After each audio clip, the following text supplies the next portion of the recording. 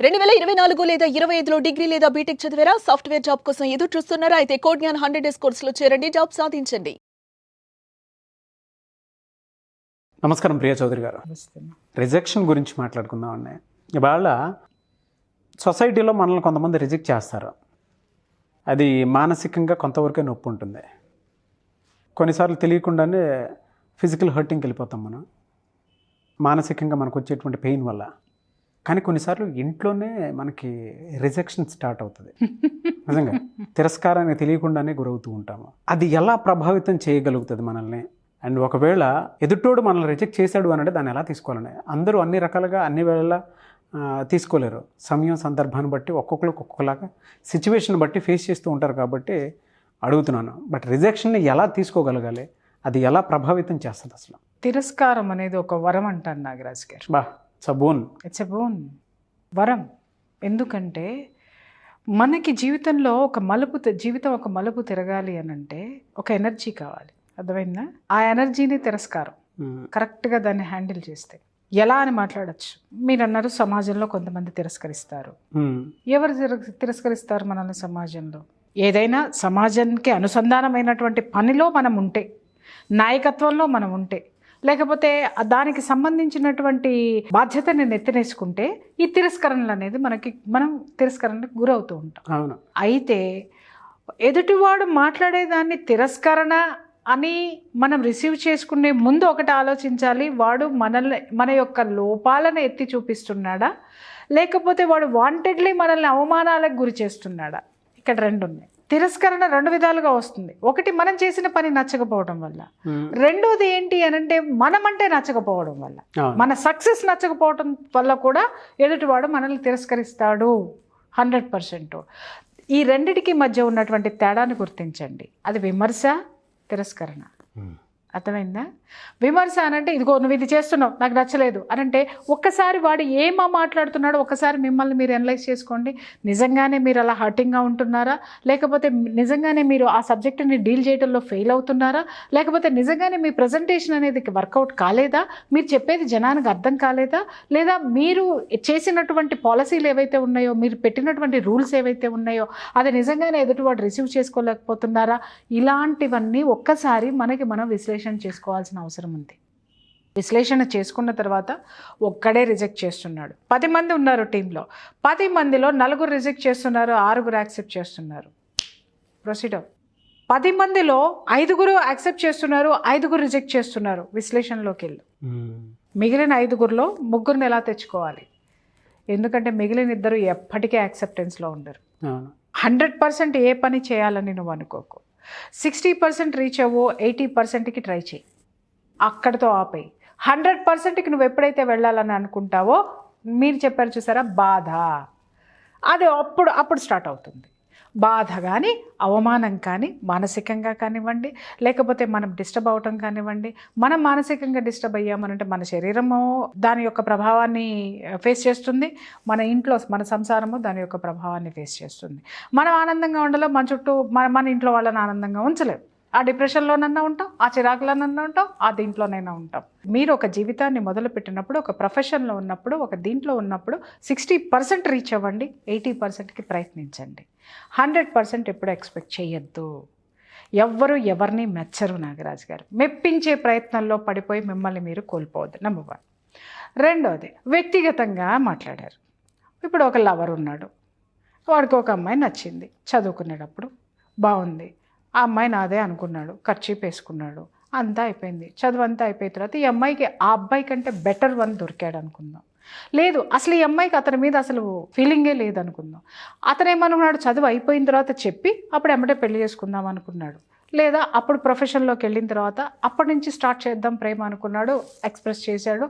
Express చేసిన తర్వాత ఆ అమ్మాయి సంస్కారవంతమైంది అనుకోండి, ఒక మాట చెప్తుంది ఏంటంటే ఐఎమ్ సారీ, నాకు ఆ ఫీలింగ్స్ లేవు అంటది. లేదు అనంటే, సో ఒకవేళ ప్రేమించాడు అనుకుందాం, ప్రేమించాడు అనుకున్న తర్వాత ఆ అమ్మాయి ధైర్యవంతురాలైతే, లేకపోతే మనం ఒక టాపిక్లో మాట్లాడుకున్నట్టు ముక్కుసూటి మనస్తత్వం అయితే నువ్వు నాకు నచ్చలేదు బాగుంటుంది. మీరు ఒక మంచి పాయింట్ ఒకటి చెప్పారన్న, నాకు బాగా నచ్చింది. ఒక అమ్మాయికి ఒక అబ్బాయి ఫ్రెండ్గానే చూడటానికి బాగుంటుంది. కొంతమందికి నిజంగానే ఫీలింగ్స్ నాకు నీ మీద ఆ ఫీలింగ్స్ లేదు అని చెప్పినప్పుడు ఖచ్చితంగా యాక్సెప్ట్ చేయాలి, ఎదుటిన్నోడు కూడా దాన్ని యాక్సెప్ట్ చేయాలి. చేయాలండి. ఎందుకంటే ఫ్రెండ్షిప్లో ఇప్పుడు మనం ఇద్దరు అబ్బాయిలు కలిసి ఉన్నప్పుడు ఎంత బాండింగ్ రిలేషన్ మెయింటైన్ చేస్తామో, అమ్మాయి దగ్గరకు వచ్చేటప్పటికి అమ్మాయి దాన్ని యాక్సెప్ట్ చేసి మనం ఎంతో వరకే అని చెప్పినప్పుడు దాన్ని వీళ్ళు కూడా రెస్పెక్ట్ చేయాలి.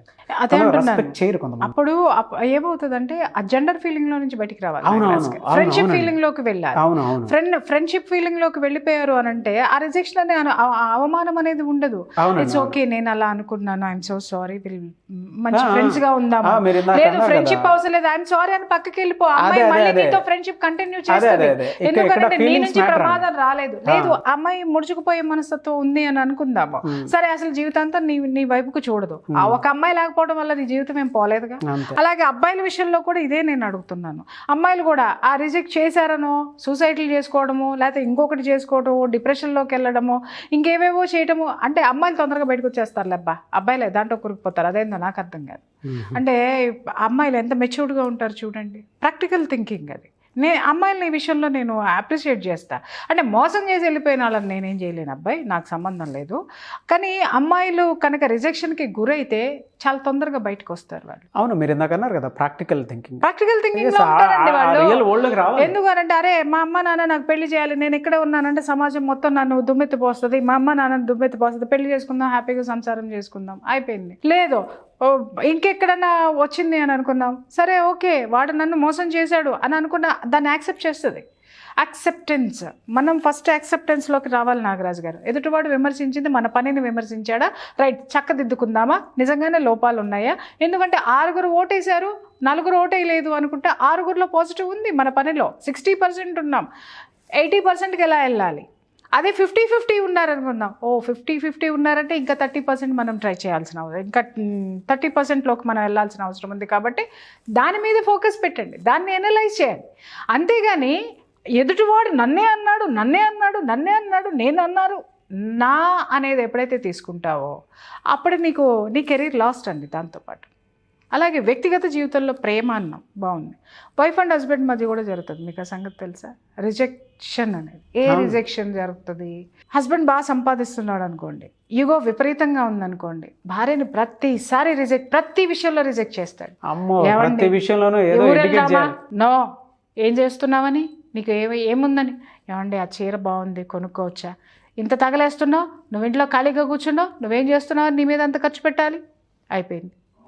లేదు ఏదన్నా రిజెక్షన్ అయినా నాగరాజు గారు, ఆవిడ ఉండాలా బయటికి రావాలా, తీసుకోవాలి అని ఇప్పుడు దాకా మనం చెప్పాం. ఆవిడ ఏం ఎనాలిసిస్ చేసుకుంటుంది? అరే అప్పుడు ఆమె ఏ స్థితికి వస్తుంది చెప్పమంటారా? నా భర్త నాకంటే చదువుకున్నాడు, నాకంటే తెలివిగలవాడు, నేనే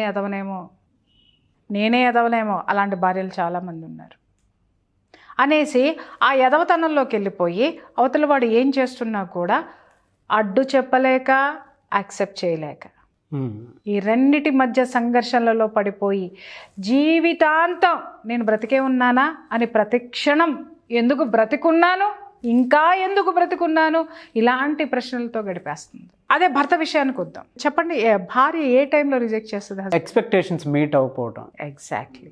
అది మినిమం కూడా మీట్ అవ్వకపోతే అప్పుడు రిజెక్ట్ లోకి వెళ్తుంది. ఆ లైన్ అంటే ఆ లైన్ క్రాస్ అయ్యి వచ్చేస్తారు. ఎస్, కొంతమంది అనొచ్చు ఏమి ఇచ్చినా మా ఆవిడ రిజెక్ట్ చేస్తుందండి అని అంటే వాళ్ళని మనుషులు అనరు, వాటికి అవధులు ఉండవన్నమాట. అత్యాశ ఎక్కువ ఉంటుంది అనమాట వాళ్ళలో. వాళ్ళ జీవితంలో నువ్వు మొత్తం ప్రపంచం మొత్తం తీసుకొచ్చి వాళ్ళ చేతిలో పెట్టిన ప్రపంచం ఇంతేనా అంటారు తప్ప ప్రపంచం మొత్తం నా చేతిలో ఉందని అంటారు. సో ఇలాంటి నిరాశావాదులు వాళ్ళ జీవితంలో ఏమి ఇచ్చినా కూడా వాళ్ళకి సాటిస్ఫాక్షన్ అనేది ఉండదు. అది తీసి పక్కన పెట్టండి. కానీ లైఫ్లో కొన్ని చోట్ల కొన్ని మైలురాళ్ళు ఉంటాయి మన జీవితంలో. ఆ మైలురాళ్ళని దాటే ప్రతిసారి మనం రిజెక్షన్ని ఎదుర్కొంటాం. అది ఫ్యామిలీలో తీసుకోండి, సమాజంలో తీసుకోనివ్వండి, ఫ్రెండ్స్ మధ్య తీసుకోనివ్వండి. కారణం ఏంటి అని అంటే, 1 మన సామర్థ్యంలో లోపం ఉండొచ్చు, 2 అవతలి వాళ్ళకి మనల్ని రిసీవ్ చేసుకోవడంలో ఆ యొక్క గొప్ప మనసు ఉండకపోవచ్చు. ఈ 2 విషయాల్లోనే రిజెక్షన్ అనేది వస్తుంది.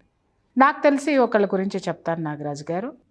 వైఫ్ ఎడ్యుకేటెడ్, ఒక ప్రొఫెషన్లో ఉండి వచ్చింది. హస్బెండ్ ఒక బిజినెస్ పర్సన్. అతనికి విపరీతమైనటువంటి సుపీరియారిటీ ఎక్కువ. ఈ వైఫ్ కొన్ని పరిస్థితులు, కొన్ని ఇష్యూస్, తన ఫ్యామిలీ, తన పుట్టింటి వాళ్ళు సహకరించకపోవటమో, లేకపోతే దునియాలో తనంతవరకు చూసొచ్చిన జీవితమో, ఇదంతా చూసి ఎందుకు లేబ్బా ఒక మ్యారేజ్ అన్న తర్వాత అడ్జస్ట్ అయిపోయి ఉంటే హ్యాపీగా ఉందాము, ఇప్పటివరకు కష్టాలు పడ్డాం కదా, యాక్సెప్ట్ చేద్దాము అనే జోన్లోకి అడుగుపెట్టిందండి. అడుగుపెట్టిన తర్వాత రాను తను స్టార్ట్ అయిన వాళ్ళ ఫ్యామిలీ లైఫ్ స్టార్ట్ అయిన మొదటి రోజు నుంచి తనకి రిజెక్షన్ వస్తూ ఉందన్నమాట. నువ్వు వదనుకున్నాను, నువ్వు ఇంతేనా, నీకేం తెలీదు, నీకేం చేత కాదు అని అనడం మొదలు పెట్టేశాడు భర్త. మొదలు పెట్టేసరికి మొదట్లో బాగా ఆర్గ్యూ చేసింది. నాకెందుకు తెలీదు, నేను ప్రపంచాన్ని చూసొచ్చా, నేను నీకంటే ఇంత స్థాయిలో నేను ఉండొచ్చాను అనగానే అదిగో అదే నీ తలపొగరు, నేను జీవితంలో నేను నిన్ను యాక్సెప్ట్ చేయను అని అనడం మొదలుపెట్టాడు. అట్లా ఒక 14 ఏళ్ళు భరించిందండి. 14 years అన్నిటిలో రిజెక్షనే. 10 మందిలోకి వెళ్తే అక్కడ ఏదో ఒక తన గురించి ఎక్కడా కూడా తన భర్త పాజిటివ్ చెప్పటం అనేది తను ఎప్పుడు రిసీవ్ చేసుకోలేదు. ఏది ఉన్నా కూడా అంతా తనకే తెలుసని చేస్తుందండి అని అనేవాడు. లేకపోతే నీకేం తెలుసు, నువ్వు నోరు మూసుకుని కూర్చో అనేవాడు. లేకపోతే తను ఏదన్నా చేసిన దాంట్లో లోపాలు వెతకటమే చేసేవాడు. ఆ తర్వాత ఆమెకు అర్థమైంది ఏంటి అని అంటే, ఇతనికి ఇన్ఫీరియారిటీ ఎక్కువ, నెంబర్ 1. రెండోది, ఆడవాళ్ళంటే రెస్పెక్ట్ లేదు. అంతకు మించి ఏంటి అంటే he had extra marital affairs.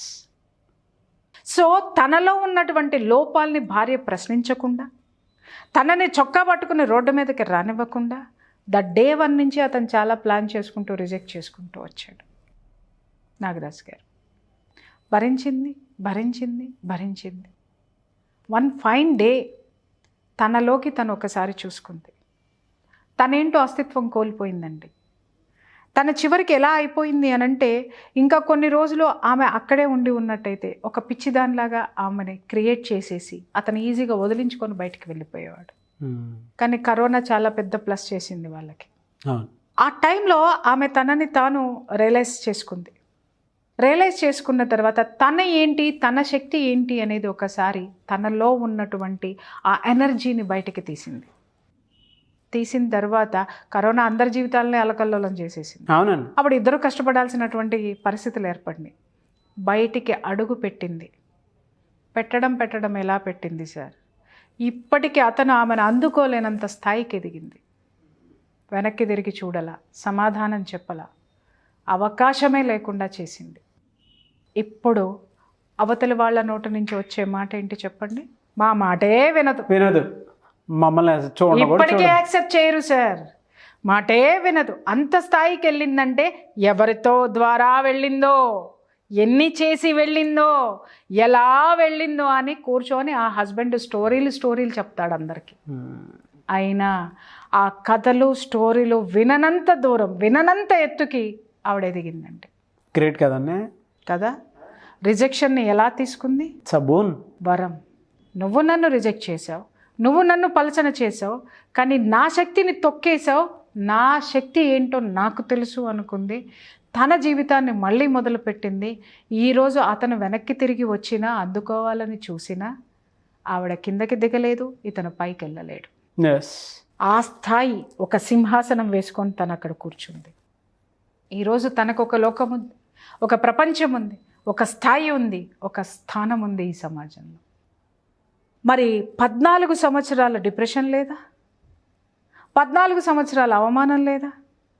14 సంవత్సరాలు ఆవిడ పడినటువంటి క్షోభకి ఎవరైనా ఆమెకి సపోర్ట్ చేశారా? ఎవరికైనా వెళ్ళి ఇప్పుడు మగాడు ఏదన్నా అంటే ఆడదాన్ని పుట్టింట్లోకి వెళ్ళి చెప్పుకుంది అనుకోండి, ఏమంటారు? మగాడమ్మా పడాలి. స్నేహితురాలకు చెప్పుకుంది అనుకోండి, చల్లే ఊరుకోబ్బా, అంత అందంగా ఉండేటటువంటి అన్నయ్య గారు ఇలా మాట్లాడతారు, అదేందో అర్థం కాదు. ఆ అన్నయ్య అందంగా ఉంటే ఈవిడికి వచ్చిన బాధ ఏంటో అర్థం కాదు. ఆ అన్నయ్యలో ఉన్న గుణాలన్నీ ఈ చెల్లెమ్మకి మాత్రమే కనపడతాయి, ఇంకెవరికి అర్థం కాదు. అదే ఇంకో పెద్ద వయసు ఉన్న ఆవిడకి దగ్గరికి వెళ్ళి చూసాం అనుకో, చాలే ఊరుకోమ్మా, ఏం చేస్తాం, ఇదంతా ఇంతే, ఇట్లనే ఉంటారు. సరే వేరే ఫ్రెండ్కి వెళ్ళి చెప్పుకుందాం అనుకుందాము, ఫ్రెండ్కి చెప్పినామనుకో, వచ్చే బయటికి, నీకు అవసరమా, వచ్చే బయటికి. అరే వచ్చిన తర్వాత ఏం చేయాలి? ఎవరు చెప్పలేరు. అంటే మనకి మనమే ఒక దారి ఏర్పాటు చేసుకోవాలి. మనకి మనమే మోటివేట్ చేసుకోవాలి, మనల్ని మనమే మోటివేట్ చేసుకోవాలి, మనల్ని మనమే ఎంకరేజ్ చేసుకోవాలి, మనల్ని మనమే నిర్మించుకోవాలి, పునర్నిర్మించుకోవాలి. నాగరాజు గారు, ఆ పునర్నిర్మాణం ఎలా ఉండాలి అనంటే 100 క్రేన్లు పెట్టి ఢీ కొట్టినా కూడా పగలనంత పటిష్టమైనటువంటి ఆ ఫెన్సింగ్ని ఏర్పాటు చేసుకొని కూర్చోవాలి. రిజెక్షన్ ఎలా తీసుకోవాలి? వజ్ర కవచం. నీ ఎదుగుదలకి దాన్ని ఒక ఎనర్జీ కింద తీసుకోండి.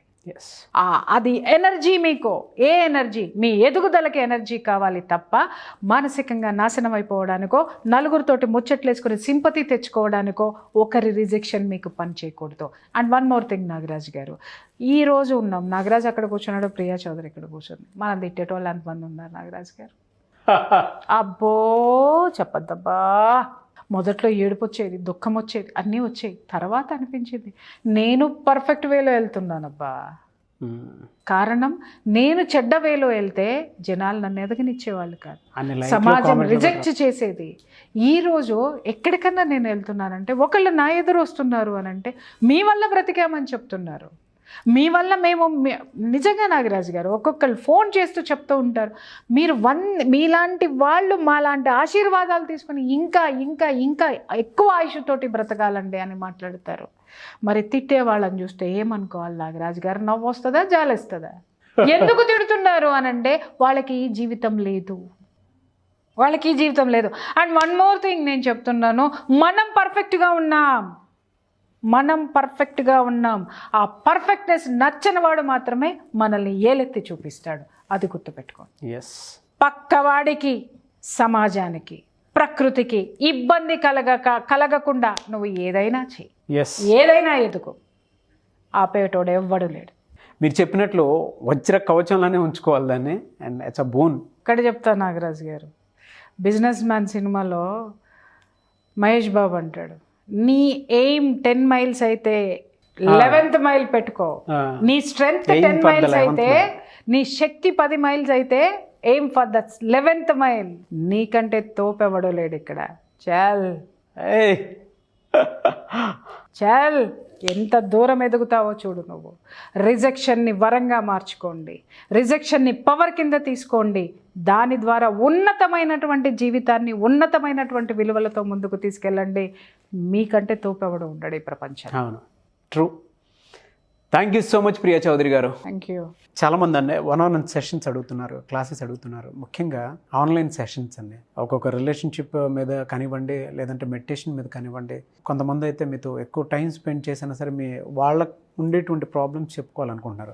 మీరు అది మెడిటేషన్ అవర్లోనే ఎక్కువ ఇస్తారు, చాలా తక్కువ మందికే తెలుసు. అండి ఇప్పుడు ఏమవుతుందంటే నాగరాజు గారు, మెడిటేషన్ అని ఎందుకు ఇంత పట్టుబడుతున్నారంటే, ఇప్పుడు మీకు ఇంత సుదీర్ఘమైనటువంటి స్టోరీ చెప్పా. అన్నా హజారే గారు చేసింది మెడిటేషనేనండి. అంటే ఉన్నటువంటి పనిలోనే ధ్యాస పెట్టడం. ఆ ధ్యాస ఎప్పుడైతే పెడతామో అది మనల్ని ఉన్నతమైనటువంటి స్థితి వైపుకి నడుపుతుంది. పని చేయడంలో కూడా దాన్ని కూడా తపస్సే. అలాగే నువ్వు తపస్సులో కూర్చో, నువ్వేంటనేది నువ్వు తెలుసుకో, ఆ తర్వాత నీ పనిని నువ్వు చెయ్యి. నీ కర్తవ్యం ఏంటో నీకు బోధపడలేదనుకో, తపస్సు చేయి. తపస్సు అంటే అడవుల్లోకి వెళ్ళిపోయో, కొండల్లోకి వెళ్ళిపోయో, గుట్టల్లోకి వెళ్ళిపోయో ఒకప్పుడు చేసినటువంటి తపస్సే ఈరోజు నీ ఇంటి ముందుకు వచ్చింది. అర్థమైందా అండి? ఒకప్పుడు థియేటర్కి వెళ్ళి సినిమా చూడాలి, తర్వాత టీవీల రూపంలో ఇంటికి వచ్చింది. ఒకప్పుడు ఫోన్ చేయాలంటే ఊళ్ళో ఎక్కడో ఒక దీంట్లో ఉండేది, అక్కడికి పోయి ట్రంకాలు బుక్ చేసుకొని అక్కడ వాడు ఇచ్చిన తర్వాత గంటల తరబడి అక్కడ వెయిట్ చేసి ట్రంకాలు మాట్లాడుకొని రావాలి. బట్ ఇప్పుడు నీ చేతిలోకే ఫోన్ వచ్చింది. అలాగే ఆ తపస్సు కూడా ఈరోజు నీ ఇంట్లోకి వచ్చేసింది. నువ్వు ఎక్కడున్నావో అక్కడ నువ్వు చేసుకోవచ్చు, ఎక్కడున్నావో ఏం తెలుసుకోవాలనుకుంటున్నావో అది తెలుసుకోవచ్చు. ఆ జ్ఞానము, ఆ నాలెడ్జి ఎంతోమంది మహానుభావులు, మహాత్ములు తెచ్చి నీ ఇంట్లో, నీ చేతిలో, నీ బ్రెయిన్లో పెట్టారు, నీ శ్వాసలో పెట్టారు. ఆ శ్వాసను గమనించండి, మిమ్మల్ని మీరు తెలుసుకోండి. అదొక్కటే నేను చెప్తాను. ఇక్కడ ఏమవుతుందంటే నాగరాజు గారు, వ్యక్తిగతంగా ఒక సమస్య కోసం వస్తున్నారు. వచ్చిన తర్వాత నేను మోటివేట్ చేసిన తర్వాత ఆ సమస్య క్లియర్ అయిపోతుంది. మళ్ళీ 6 నెలల తర్వాత, సంవత్సరం తర్వాత మళ్ళీ ఇంకో సమస్యతో వస్తున్నారు. అర్థమైందా? ఇంకో సమస్యతో మళ్ళీ వీళ్ళకి డబ్బులు ఎక్కువ ఉన్నాయా? సరే, నాకు బాగానే ఉందిలే, నా బిజినెస్ నాకు బాగానే ఉంది, నాకు డబ్బులు వస్తున్నాయి, బాగుంది నాకు. కానీ నా ఇంట్యూషన్ చెప్పింది ఏంటి అనంటే, ఒకటి క్లియర్ చేస్తే ఇంకొకటి ఆటోమేటిక్గా పుడుతుంది. మన శ్వాస ఉన్నంత వరకు కూడా సమస్య పుడుతుంది. ఆ సమస్య క్లియర్ అవుతుంది. ఆ క్లియర్ అయిపోయిన తర్వాత మళ్ళీ ఇంకొక సమస్య పుట్టడం అనేది డెఫినెట్గా జరుగుతూనే ఉంటుంది ఇది. మన బాడీలో కనుక సెల్స్ ఎలా కొన్ని వందలు లక్షలు పుట్టి చనిపోతూ ఉంటాయో, చనిపోతాయి పుడతాయి ఎలా జరుగుతుందో ఆ ప్రక్రియ, మనిషి జన్మెత్తిన తర్వాత సమస్యలు కూడా అలాగే వస్తాయి. కాబట్టి వాళ్ళకే నేర్పాలి ఇది. వాళ్ళలో ఒక అద్భుతమైనటువంటి వ్యక్తిని నేను వెలికి తీయగలిగితే వాళ్ళ సమస్యలే కాదు, వాళ్ళ చుట్టూ ఉన్న వాళ్ళ సమస్యలు కూడా వాళ్ళు పరిష్కరించగలిగేటటువంటి శక్తి వాళ్ళకు వస్తుంది అని చెప్పే ఈ మెడిటేషన్ స్టార్ట్ చేయడం జరిగింది నాగరాజ్కి. అవునండి. Meditation is the best way. ఎలా అండి అప్రోచ్ ఏ విధంగా ఉండాలి? చెప్తున్నాను కదా నాగరాజ్ గారు, స్క్రీన్ మీద నంబర్కి కాల్ చేయండి, మా సిబ్బంది డీటెయిల్స్ చెప్తారు. తప్పకుండా ఏ మెడిటేషన్ క్లాసెస్ ఉన్నాయో, ఎప్పుడెప్పుడు ఉన్నాయో, ఏ టైమింగ్స్ ఉన్నాయో, తర్వాత ఎవరికైనా మోటివేషనల్ క్లాసులు కావాలన్నా, మెడిటేషన్ క్లాసులు కావాలన్నా, ఏది కావాలన్నా కూడా ఆన్ స్క్రీన్ నెంబర్కి ఒకసారి డయల్ చేస్తే they will give the information. Thank you so much Priya Chowdary garu. Thank you. చూసారు కదండి ఈ వీడియోపై మీ అభిప్రాయాన్ని కామెంట్ బాక్స్లో పోస్ట్ చేయండి. ముఖ్యంగా వాళ్ళ schools, colleges, gated communities and కొన్ని రోటరీ క్లబ్స్ లాంటివి ఉంటాయి. సో అటువంటి వాటిల్లో ప్రియా చౌదరి గారి సెషన్స్ కనుక మీకు కావాలి అనుకుంటే ఖచ్చితంగా స్క్రీన్ మీద కనిపిస్తున్న నెంబర్కి మీరు సంప్రదించండి. అండ్ దాంతోపాటు మెడిటేషన్ క్లాసెస్ అయితే రెగ్యులర్గా జరుగుతూ ఉంటాయి. పర్సనల్ 1-on-1 సెషన్స్ ఉంటాయి. వాటికి కూడా మీరు ఖచ్చితంగా ప్రియా చౌదరి గారితో మాట్లాడాలి అనుకున్నటువంటి వాళ్ళు స్క్రీన్ మీద కనిపిస్తున్న నెంబర్ సంప్రదించండి. ఈ వీడియోని లైక్ చేయండి, షేర్ మాత్రం తప్పకుండా చేయండి. ఒకవేళ కాంటాక్ట్ నెంబర్ కలవట్లేదు అని అంటే కనెక్ట్ అవ్వండి వాళ్ళు మిస్టర్ నాగ్ అఫీషియల్ అని నా ఇన్స్టాగ్రామ్ ఐడి ఉంది. నా ఇన్స్టాగ్రామ్ ఐడికి మీరు మెసేజ్ పెట్టి ఖచ్చితంగా ఫాలో అయ్యి దానికి ఒక మెసేజ్ పెడితే నేను అప్డేట్ ఇవ్వడం జరుగుతుంది. అది ప్రోగ్రామ్కి సంబంధించిందైనా, మీ ప్రాబ్లమ్కి సంబంధించిందైనా సరే ప్రియా చౌదరి గారి దాకా తీసుకువెళ్ళడం జరుగుతుంది. కాబట్టి ఆసక్తి కలిగిన వారు ఆ విధంగానే సరే అప్రోచ్ అవ్వచ్చు. ఈ వీడియోని లైక్ చేయండి, షేర్ మాత్రం తప్పకుండా చేయండి. ఇలాంటి మరిన్ని వీడియోస్ కోసం మా ఛానల్ ఫాలో అవ్వండి. Thank you.